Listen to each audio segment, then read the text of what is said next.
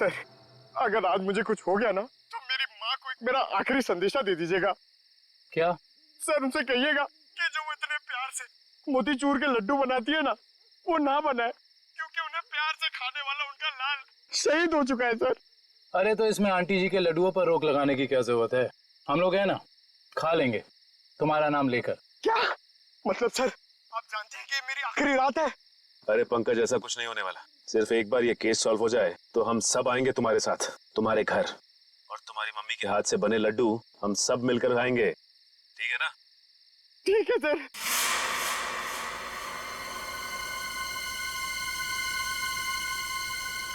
पंकज, शायद कोई आ रहा है। हे भगवान। सर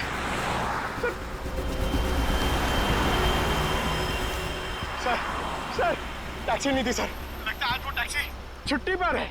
आएगी पंकज, आएगी। सब्र कर, सब्र का फल मीठा होता है। फल इतना भी नहीं मीठा होना चाहिए कि जान ले ले सर। पंकज, लगता है टैक्सी आ गई।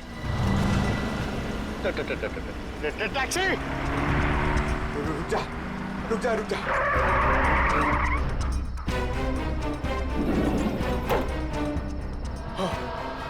थैंक गॉड इस टैक्सी में ड्राइवर है। चलो भैया।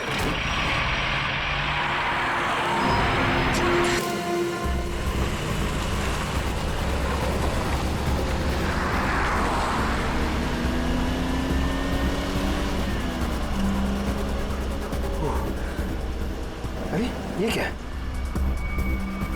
अरे भाई साहब ये ड्राइवर सर, सर इस गाड़ी में ड्राइवर नहीं है सर। सर सर इस गाड़ी में ड्राइवर नहीं है।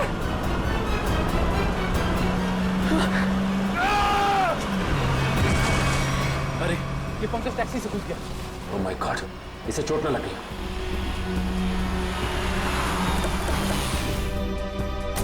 पंकज पंकज, पंकज उठो। तुम ठीक हो ना? Pankaj, you okay?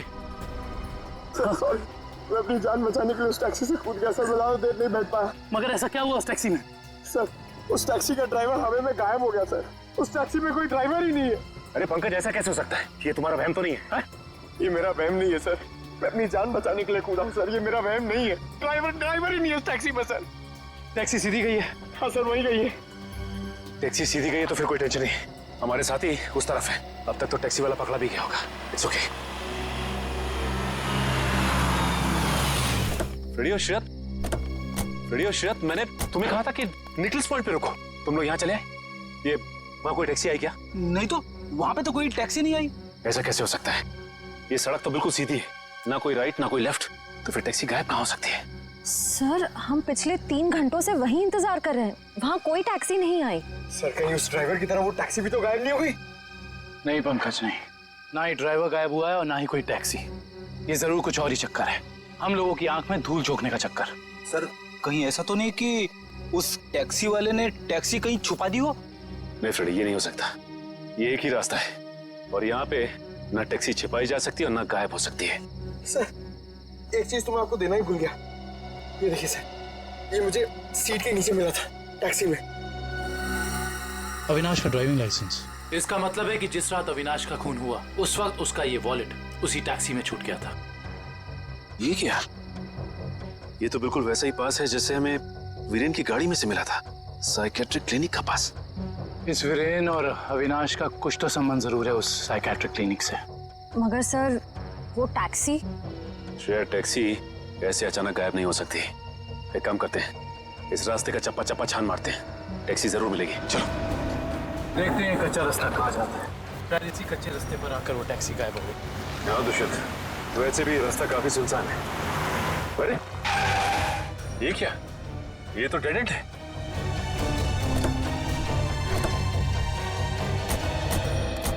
अगर टैक्सी यहाँ से गई भी होगी तो यहाँ से आगे नहीं जा सकती। लगता तो यही है, यहाँ तो आगे बस ये दीवार।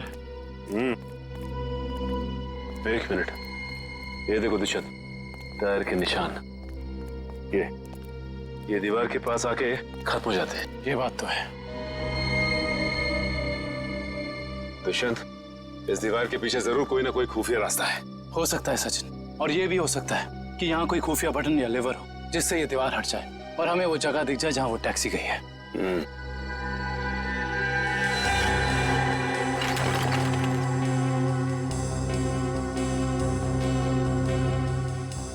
यहाँ तो कोई भी ऐसी जगह नहीं है जहाँ पे लिवर या फिर कोई बटन लगा हो। तो फिर तोड़ देते हैं दीवार को।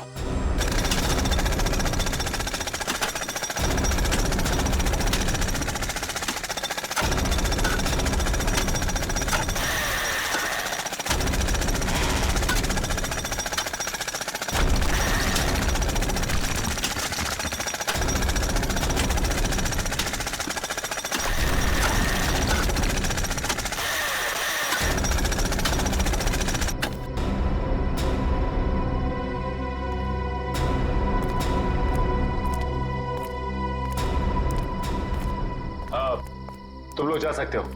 Thank you.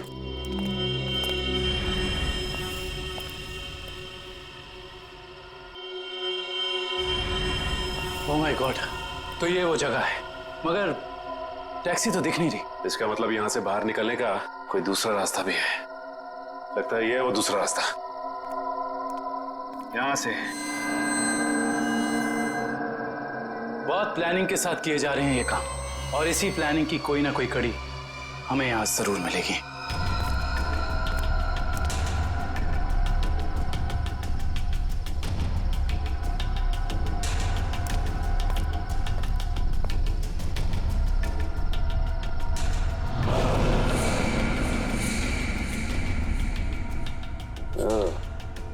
तो ये है रोबोट।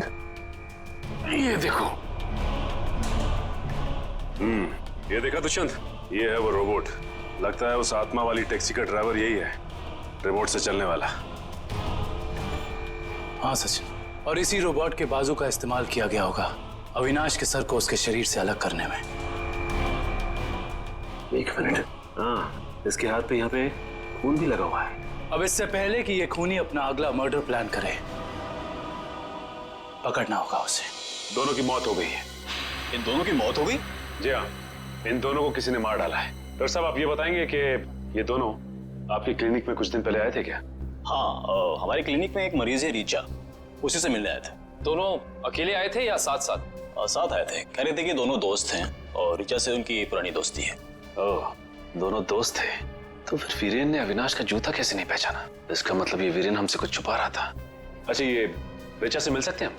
हाँ, आप जरूर मिल सकते हैं, लेकिन एक बात है, बहुत मुश्किल से रीचा की हालत में सुधार आया है, तो आप उससे कोई ऐसा सवाल ना पूछिएगा जिससे वो परेशान हो जाए। आप चिंता ना कीजिए, हम समझ सकते हैं। करण, इशिता, तुम दोनों यहीं रुको, हम रीचा से मिलकर आते हैं। आइए।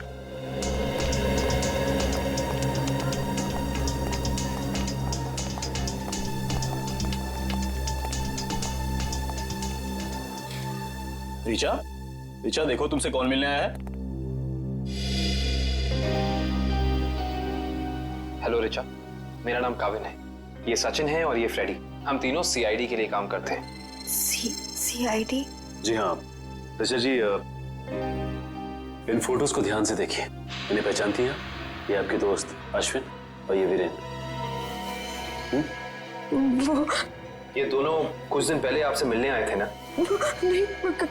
देखिए ऑफिसर, मुझे नहीं लगता है कि रीचा आपके सवालों का जवाब दे पाएगी। प्लीज डॉक्टर, खूनी तक पहुंचने के लिए हमारा रीचा जी से बात करना बहुत जरूरी है। खूनी? हाँ ऋचा, खूनी। तुम्हारे इन दोनों दोस्तों का खून हो गया है। इसके बारे में कुछ बता सकती हो हमें?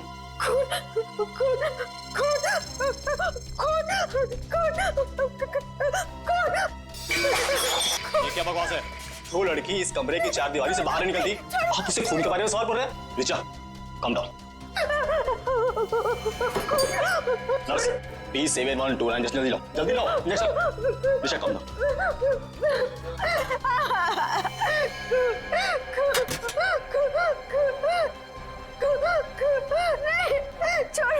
छोड़ो मुझे।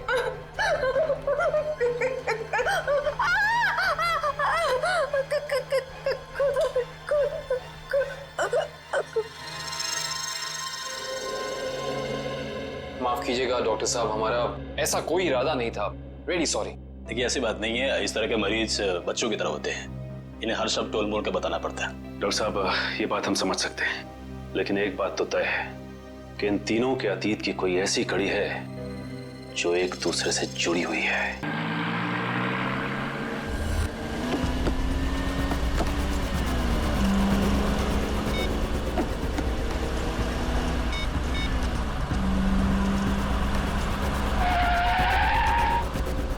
ओ भाई साहब, जरा गाड़ी आराम से चलाओ।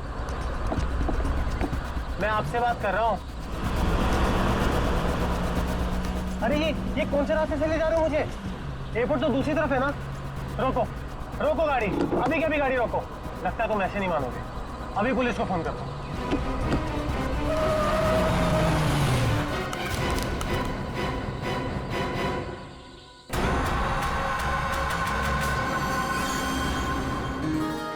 अभी तक यकीन नहीं हो पा रहा है सर। जिस एसीपी प्रद्युमन को हम सब अपना आदर्श मानते हैं, उनके साथ सीआईडी में एक दिन काम करने का मौका मिलेगा।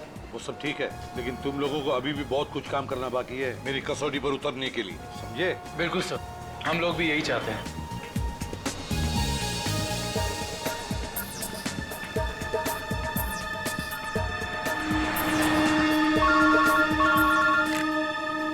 हेलो, एसीपी प्रद्युमन या लाश कहाँ पर? ठीक है। क्या हुआ सर? एक लाश मिली है मदोरी बीच पर। बच्चा कहाँ गया? आदमी भी उसके पीछे था। यहाँ ले रख दो। सर कटी लाश, बॉडी जिस तरह से सड़ी है, लगता है मौत 2-3 दिन पहले हुई है। जी सर, खूनी ने खून करके लाश को समंदर में फेंक दिया होगा और फिर इन लहरों के जरिए बहकर लाश। कपड़ों से तो लगता है किसी अच्छे घर का आदमी। निखिल, जरा मिसिंग पर्सन ब्यूरो में फोन करो और पता लगाओ 2-3 दिन में कितने लोग गायब हुए। हाँ, कौन लोग हैं, कहाँ से गायब हुए, ठीक है?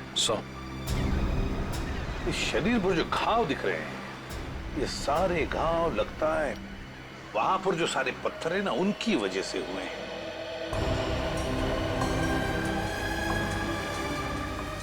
अरे जरा इधर आओ। हाँ साहब। एक बात बताओ, क्या यहाँ कोई ऊंचाई वाली जगह है जहां पर उस तरह के पत्थर हों? हाँ साहब, है ना। यहाँ से 5 किलोमीटर की दूरी पर ऐसी एक पहाड़ी है। 5 किलोमीटर की दूरी पर, ठीक है, थैंक यू।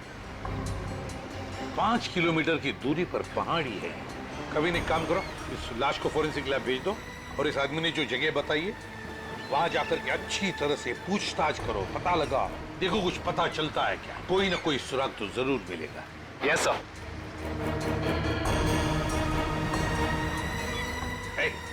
तुम। मैं साहब? हाँ तुम, जरा आज दोपहर को तुम ही थे ना सिप एंड डाइन होटल के बाहर? नहीं तो साहब। नहीं क्या? एक स्कूल जाने वाले बच्चे के पीछे लगे थे तुम?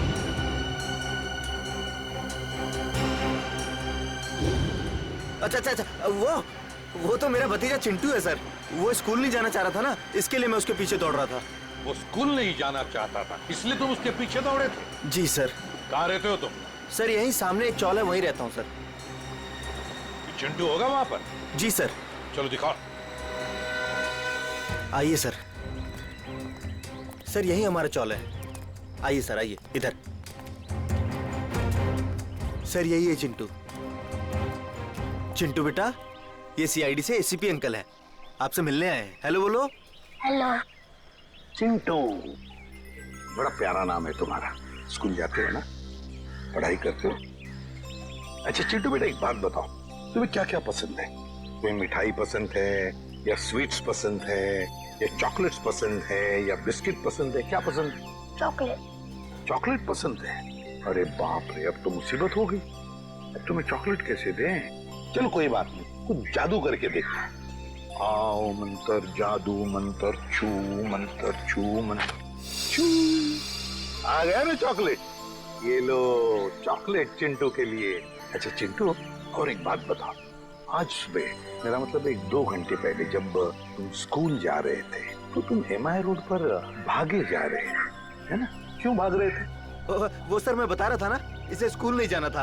आप जरा चुप रहिए, ये मुझे चिंटू बताएगा, है ना चिंटू? क्यों, तुम्हें स्कूल जाना अच्छा नहीं लगता? ऐसी तो कोई बात नहीं है। नहीं ना, अगर कोई भी परेशानी हो तो मुझे बता देना। लेकिन एक बात कहूँ, स्कूल जाना चाहिए, बहुत पढ़ना चाहिए, बड़ा होना चाहिए और बड़े बनकर अच्छे इंसान भी बनना चाहिए, है ना?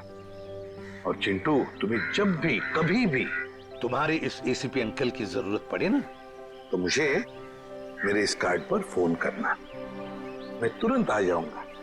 मैं चलूं? Good boy. बाय बेटा, बाय।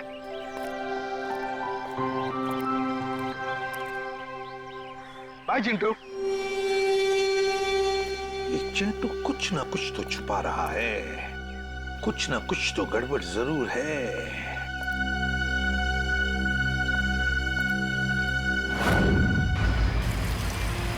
श्रेया, गाड़ी रोको, एक सेकंड रुको।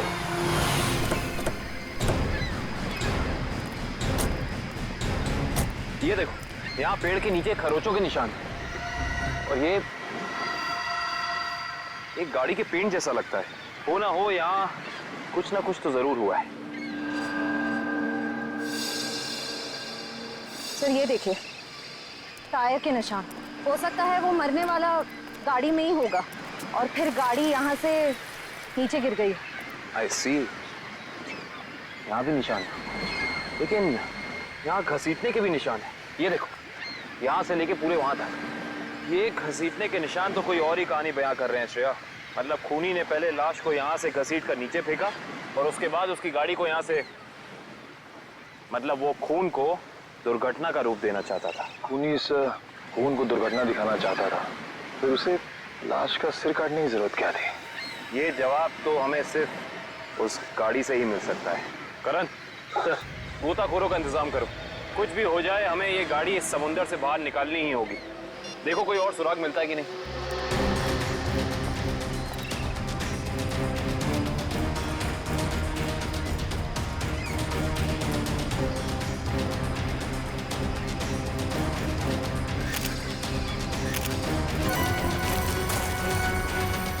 सर, आने के सर, वहाँ उस झाड़ी में ये जूता मिला सर। जूता यहाँ पे? ये जूता बहुत महंगा लगता है। सर हो सकता है मरने वाले का हो। सही कह रही हो श्रेया। मतलब जब खूनी लाश को घसीट के नीचे फेंक रहा था, तब यहाँ पेड़ों से अटक के ये जूता यहीं रह गया। सर, खूनी ने एक पूरी की पूरी लाश यहाँ नीचे फेंक दी, उसके बाद एक पूरी की पूरी गाड़ी को भी यहाँ से धकेल दिया। वो ऐसा तो हो नहीं सकता कि किसी ने देखा या सुना ना हो। सही कह रहे हो, पर यहाँ सुना हो, वो देखो चाय वाला, हो सकता है उसने कुछ सुना या देखा। चेक करते हैं।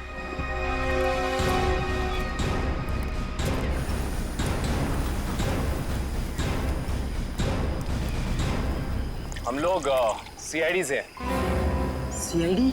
हाँ, वो कल रात में यहाँ एक खून हो गया है पीछे ज्वाला रोड पे। उसके बारे में पूछताछ करनी थी। आप में से किसी ने कुछ देखा या सुना हो? ज्वाला रोड पे? नहीं साहब, हम लोग तो ज्वाला रोड पे जाते ही नहीं है। क्यों? क्या अक्सर वहाँ पे ऐसी घटनाएं होती रहती हैं क्या? हाँ, मगर ये घटना कोई इंसान नहीं, वो आत्मा करती है। टैक्सी वाली आत्मा। टैक्सी वाली आत्मा? हाँ साहब, सुना है एक आत्मा टैक्सी चलाती है जो भोले भाले इंसानों को गाड़ी में बैठाकर उन्हें मार डालती है। ज्वाला रोड पर रात को टैक्सी बैठना मौत को दावा देने जैसा है। कैसी बातें कर रहे हैं? इस सदी में भी ऐसी अंधविश्वास की बातें? नहीं साहब, ये अंधविश्वास नहीं है। 3 दिन पहले मैंने खुद अपनी आंखों से देखा है।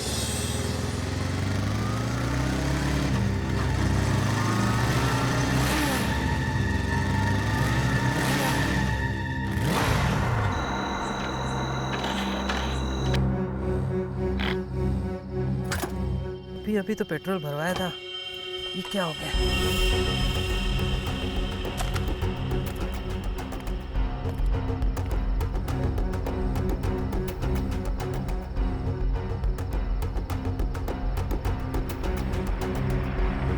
Taxi, taxi! ये क्या? बिना ड्राइवर की टैक्सी? ये कैसे हो सकता है?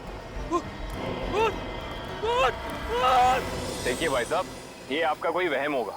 वहम नहीं है साहब, वो वही आत्मा वाली टैक्सी थी। वो तो अच्छा हो गया मैं उसमें बैठा नहीं, वरना आज आप लोग मेरे खूनी की तलाश कर रहे होते। खूनी आत्मा है या फिर कोई इंसान, ये तो उस लाश के जख्मों से ही पता चलेगा। नहीं है, उसकी पहचान पता करने में थोड़ा बहुत वक्त तो लगता ही है ना सर। ऑफ कोर्स बिल्कुल।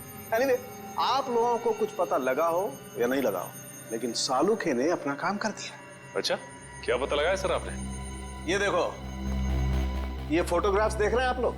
ये उन घावों के फोटोग्राफ्स हैं जो इस आदमी के शरीर पर मिले थे, और ये सारे घाव इस आदमी के मरने के बाद इसके शरीर पर आए।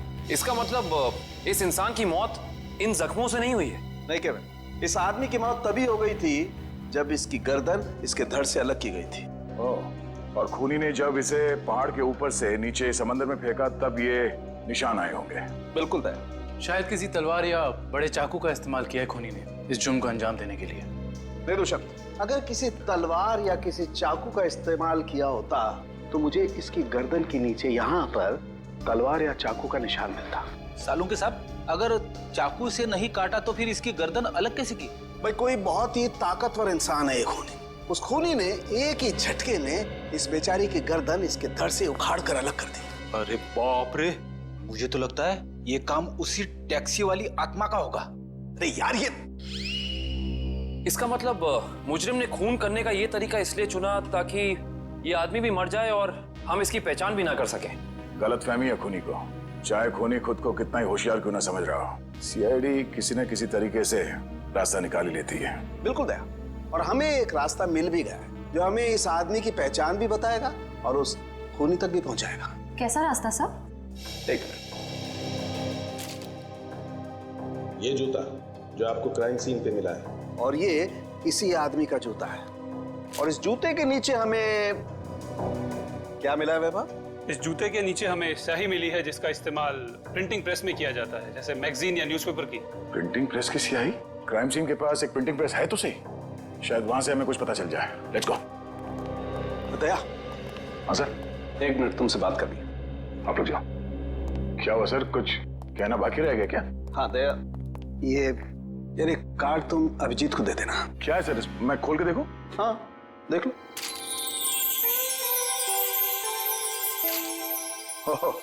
सॉरी का कार्ड?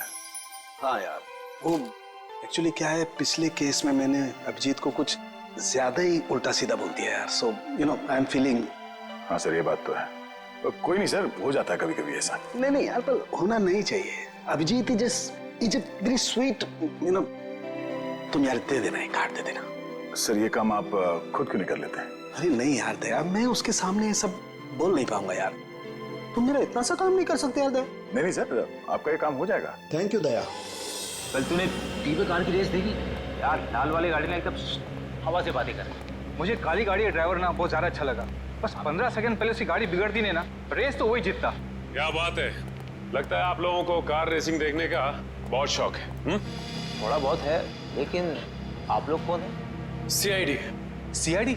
बोलिए सर, हम आपकी क्या मदद कर सकते हैं? आप लोग कोई ब्रोशर वगैरह छपाना चाहते हैं क्या? जी नहीं, ऐसी कोई बात नहीं। हम लोग एक खून के सिलसिले में यहाँ पे आए हैं। खून? हाँ खून। दरअसल हमें यहाँ पास के समंदर में एक लाश मिली है जिसका सर कटा हुआ है। ए बाप रे। जी, और ये उसी लाश का जूता है जिस पर प्रिंटिंग प्रेस में इस्तेमाल होने वाली स्याही लगी है, और ये वही स्याही है जिसका इस्तेमाल आप लोग करते हैं अपनी अखबार छापने के लिए। हमारे यहाँ तो कोई इस तरह का जूता नहीं पहनता सर। पर शायद इस तरह का कोई आदमी आया हो 2-3 दिन पहले जिसने ऐसे जूते पहने हो। कुछ याद है तुम लोगों को?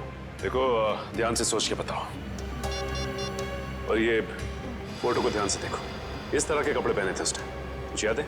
शुक्रवार के दिन कुछ लोग आए थे जिन्होंने इस तरह के कपड़े पहने हुए थे। अच्छा, कौन लोग थे? वीबिज कॉर्पोरेट्स करके एक कंपनी है जो हमारी इस प्रिंटिंग प्रेस को खरीदना चाहती है, इसी सिलसिले में।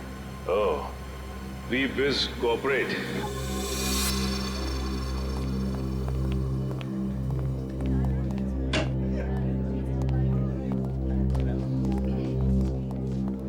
ये कहिए। हम लोग सीआईडी से।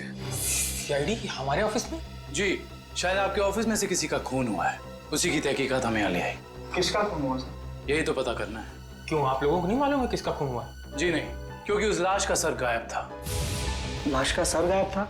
ये इतनी बेरहमी से कत्ल? जी हाँ, और हमें शक है कि जिस आदमी का खून हुआ है वो इसी ऑफिस में काम करता था। करण सर, ये है उस आदमी का जूता, पहचानते हैं आप लोग? ये तो अविनाश जी का जूता है, पिछले हफ्ते ही बनवाया था उन्होंने। और इस तरह के कस्टमाइज्ड डिजाइनर जूते तो वही पहनते हैं। खून हो गया उनका? मुझे तो यकीन ही नहीं हो रहा है। लगता तो ऐसे ही है। अच्छा ये बताइए कि क्या शुक्रवार की रात अविनाश बिंजलपुर की प्रिंटिंग प्रेस में गया था। हाँ, हम सब लोग साथ में गए थे, लेकिन 10 बजे वहां से निकल गए थे। अच्छा, अविनाश ने वहां से कोई टैक्सी वगैरह ली थी क्या? जी नहीं, उन्होंने कोई गाड़ी नहीं ली थी, वो तो अपनी गाड़ी से गए थे। इस अविनाश की किसी से कोई दुश्मनी वगैरह? जी उन्होंने कोई बताया तो नहीं था, लेकिन पिछले कुछ दिनों से उन्हें धमकी भरे फोन आ रहे थे। कौन कर रहा था? जी उन्होंने मुझे इसके बारे में कुछ नहीं बताया था, और ना ही पुलिस में कोई कंप्लेंट की थी, लेकिन मुझे लगता है ये उसी का काम होगा। ठीक है दिव्या, ये मोबाइल कंपनी में फोन करके पता करो अविनाश की कॉल रिकॉर्ड्स। Yes sir. ये अविनाश रहता कहाँ था? अविनाश जी का घर यही है ना? हाँ हाँ, ऑफिस वालों ने तो यही एड्रेस दिया था।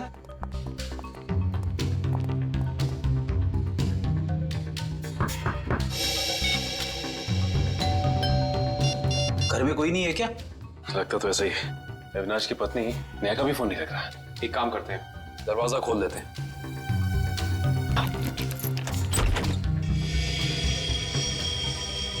वाकई घर में कोई नहीं है। कहीं ऐसा तो नहीं कि किसी ने नेहा जी को भी? चोर चोर कोई है, पुलिस को फोन करो। रिलैक्स मैडम, हम लोग सीआईडी से। सीआईडी से है तो क्या हुआ? आपको कोई हक नहीं है इस तरह से किसी के घर में घुसने का। माफ कीजिए, आप नेहा जी है ना, अविनाश की पत्नी? हाँ। देखिए, हम लोगों ने काफी कोशिश की आपको फोन करने की, लेकिन आपका फोन लग ही नहीं रहा था। बहुत बार फोन करने की कोशिश की। जी हाँ, और बाहर इतनी घंटी बजाने के बावजूद जब आपने घर का दरवाजा नहीं खोला तो हमें मजबूरन आपके घर में दाखिल होना पड़ा। हाँ, वो मेरे फोन की बैटरी खत्म हो गई थी और मैं अभी अभी तीर्थ यात्रा से वापस आई हूँ। आखिर बात क्या है? अच्छा ये बताइए कि अविनाश से आपकी आखिरी बार कब बात हुई थी? हो गए 2-3 दिन। वहाँ पे फोन का नेटवर्क नहीं आ रहा था, इसीलिए बात नहीं हो पाई। आप लोगों को अविनाश से मिलना है ना, तो शाम को आइए ना, वो इस वक्त ऑफिस में होंगे। नेहा जी, एक बुरी खबर है, आपके पति अविनाश जी अब इस दुनिया में नहीं रहे। क्या? अविनाश, ये सब क्या हो गया? नेहा जी प्लीज संभालिए अपने आप को, प्लीज संभालिए।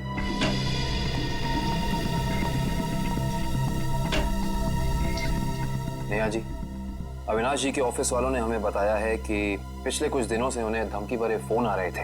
आपको कुछ पता है इसके बारे में? नहीं, अविनाश ने मुझे इस बारे में कभी कुछ नहीं बताया।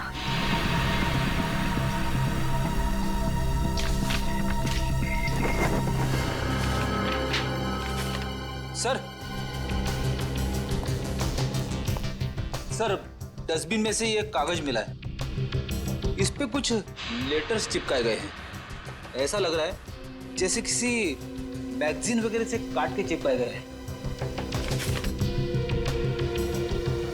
नेहा जी, ये शब्द क्या अविनाश जी ने काट के चिपकाए? नहीं, अविनाश तो मैगजीन कभी पढ़ते ही नहीं थे। तो हो सकता है कि धमकी देने वाले ने ये चिट्ठी लिखी हो। हाँ सचिन, और अपनी लिखावट छिपाने के लिए उसने शब्द चिपकाकर ये चिट्ठी कंप्लीट की है। और लिखा क्या है? अगर मेरी बात नहीं मानी तो अपनी जान से हाथ धो बैठोगे। एक मिनट, बड़ी सफाई से चिपका है। एक मिनट, ये क्या? JLT magazine? मतलब ये जेएलटी मैगजीन से काटा गया है? जेएलटी मैगजीन, ये नाम मैंने कहीं देखा है, पर मुझे याद नहीं आ रहा कहाँ। याद करो काविन, कहाँ पे देखा है? कहीं अविनाश जी के ऑफिस में तो नहीं, वहां नहीं, कहीं। हाँ याद आया, ये मैगजीन मैंने वीरेन के पास देखी थी, उसकी प्रिंटिंग प्रेस में। लेकिन वीरेन की अविनाश जी से क्या दुश्मनी हो सकती है? रेडी, अविनाश की कंपनी वो प्रिंटिंग प्रेस खरीद रही थी, तो हो सकता है प्रिंटिंग प्रेस के मजदूरों को लगा हो कि उनकी नौकरी खतरे में है। और जैसे ही अविनाश जी प्रिंटिंग प्रेस से बाहर निकले, वीरेन ने उन्हें, ओह आई सी, इस वीरेन से दोबारा मिलना पड़ेगा। कैसी बात? यही कि अविनाश, नेहा और ऋचा एक ही कॉलेज में पढ़ते थे और वीरेन भी पास वाले कॉलेज में ही पढ़ता था। ओह, मतलब ये सब पुराने दोस्त हैं? हाँ सर, और उस दौरान डाली नाम का एक सीरियल किलर कॉलेज के बच्चों का खून कर रहा था। और एक दिन इन चारों ने मिलकर पुलिस की मदद की और इस डाली को जेल भिजवा दिया। ओह, तो शायद हो सकता है ये सारे खून डाली कर रहा। यस सर, 2 महीने हो गए उसे जेल तोड़कर भागे हुए, और अभी तक वो पुलिस के हाथ नहीं लगा है। ये अविनाश और वीरेन तो मारे गए हैं, तो अगला शिकार या तो ऋचा है या फिर नेहा। श्रेया, इस ऋचा के क्लिनिक में फोन करो, उसे चौकन्ना रहने के लिए कहो, जल्दी। दुष्यंत, नेहा को फोन लगाओ, जल्दी।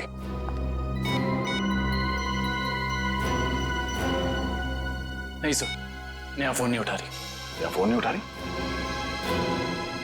कहीं ये खूनी नेहा तक पहुंच तो नहीं गया? देखिए आपको कुछ गलतफहमी हुई है। मुझे छोड़ दीजिए। देखिए मुझे मत मारिए। मैंने आपका क्या बिगाड़ा है? क्या बिगाड़ा है? मेरे पति का खून कर दिया, मुझे विधवा बना दिया और पूछते हो कि क्या बिगाड़ा है? देखिए मैं ऐसा क्यों करूंगा भला? ज्यादा भोले बनने की कोशिश मत करो, मैं सब जानती हूँ। तुम अपने पापा की मौत का बदला लेने के लिए आत्मा बनने का ड्रामा कर रहे हो। इसका मतलब मेरे पापा को तुम लोगों ने मारा है? हाँ, और अब तुम भी अपनी आखिरी सांसें यही लोगे। चलो बाप बेटे का मिलन करवा दूं। मिलन तो अब तुम्हारा होगा।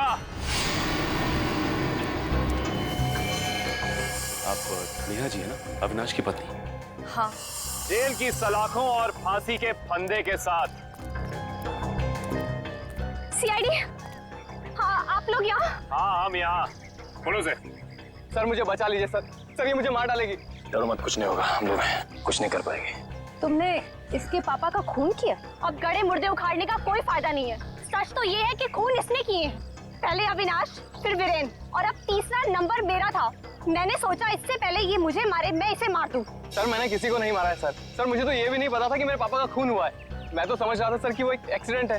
कार एक्सीडेंट ही था वो, गलती हुई थी हमसे, लेकिन उस गलती के बदले तुमने दो खून कर दिए। मैंने किसी को नहीं मारा है। ये सही कह रहा है। अविनाश और वीरेन का खून एक सीरियल किलर डाली ने किया है, जो तुम लोगों से बदला लेना चाहता है। डाली? हाँ डाली। कॉलेज के वक्त तुमने उसे जेल भेजा था ना? इसका मतलब डाली ये सारा खेल रच रहा था, ये सब आत्मा बनने का ड्रामा।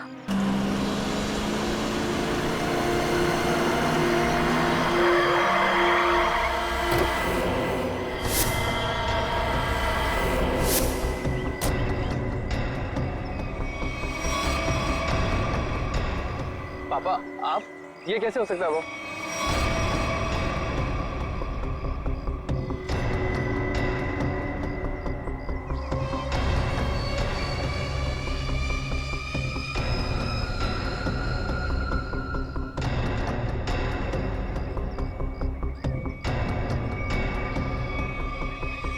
बस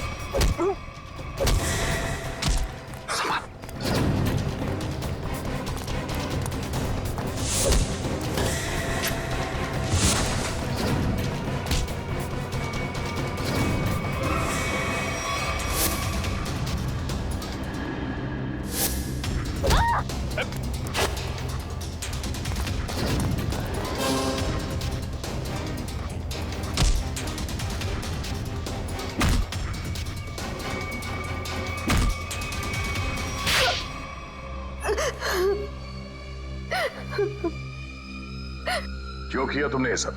हाँ? सर 4 साल पहले हमारी ग्रेजुएशन पार्टी की रात अविनाश ने बहुत शराब पी रखी थी। मेरे लाख मना करने के बाद भी वो नहीं माना, लेकिन फिर भी उसने जिद की कि वो ड्राइवर सीट पर बैठेगा और वो बैठ गया। उसके बाद जो हुआ, उस हादसे ने मेरी जिंदगी को झंझोड़ कर रख दिया।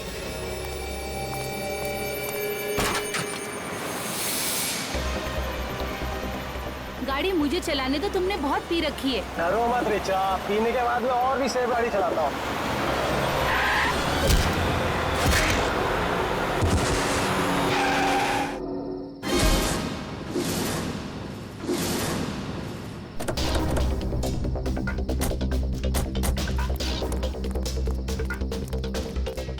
ओह माय गॉड, ये क्या किया तुमने? ये कैसे हुआ? ये तो मर गया।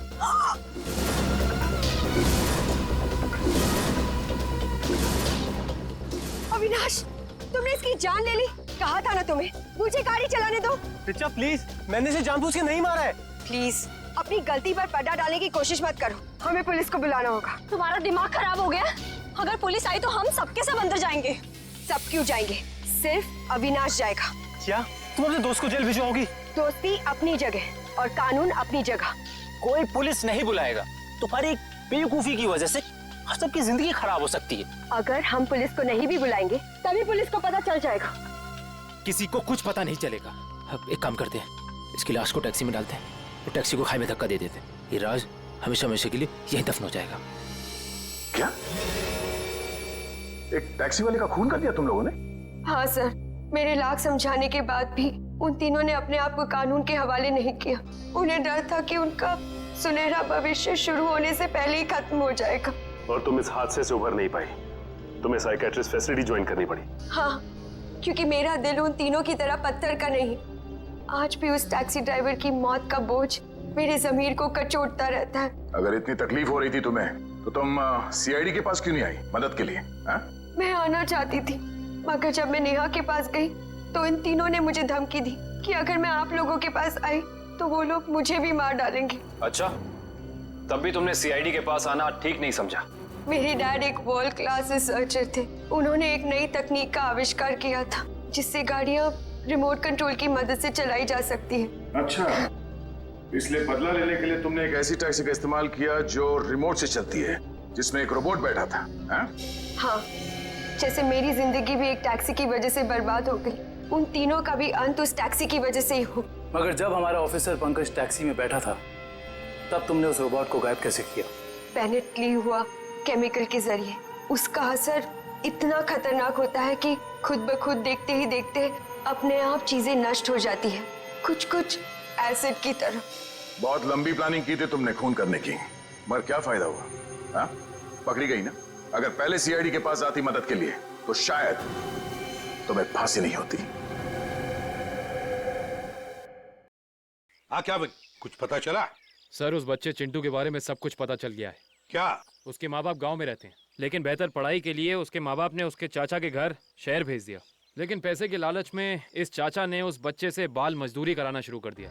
चाचा चिंटू से बाल मजदूरी करवाता है? बाल मजदूरी? तो फिर ऐसे चाचा की एक ही जगह हो सकती है, एक ही जगह, काल कोठरी। तुझसे बड़ा सुस्त और आलसी लड़का तो मैंने देखा ही। चल काम कर। मुझे काम नहीं करना, मुझे स्कूल जाना है। बेटा, स्कूल जाने के लिए फीस की जरूरत होती है और तेरे चाचा के पास कोई पैसों का पेड़ नहीं है। और सुन, अगर यहाँ से फिर से भागने की कोशिश की तो मुझसे बुरा कोई नहीं होगा। मुझे काम नहीं करना है। सीपी अंकल ने कहा था मुझे रोज स्कूल जाना चाहिए। स्कूल जाएगा? बड़ा है स्कूल जाने वाला। तेरी तो गंदे नाली के कीड़े बच्चे पे हाथ उठाता है। हाँ? अरे तुम कहाँ भाग के जा रहे हो चाचा जी? तुम्हें तो जेल में जाकर पत्थर तोड़ने हैं। अच्छा, करेक्ट, ले जाओ इन दोनों को। थैंक यू सीपी अंकल, मुझे यहाँ काम करना बिल्कुल अच्छा नहीं लगता था। देखो चिंटू बेटा, तुम्हें कोई काम करने की जरूरत नहीं है, समझे? तुम स्कूल जाओगे, अच्छी तरह से पढ़ाई करोगे और बड़े बन जाओगे। और सिर्फ तुम ही नहीं, तुम्हारे सारे दोस्त भी, और उन सब का ख्याल हम रखेंगे, है ना? तो बताओ, खूब खूब पढ़ाई करोगे ना? हाँ, मैं बड़ा होकर आपकी तरह एक सीआईडी ऑफिसर बनूंगा और जिम को मिटा दूंगा। अरे वाह! चलो, इस बात पर हम तुम्हें चॉकलेट खिलाएंगे और चाहिए तो आइसक्रीम भी खिलाएंगे, और जो कुछ मांगोगे वो सब देंगे, तुम्हें भी और तुम्हारे इन दोस्तों को भी। चलो बच्चों, चलो इन्हें ले चलो।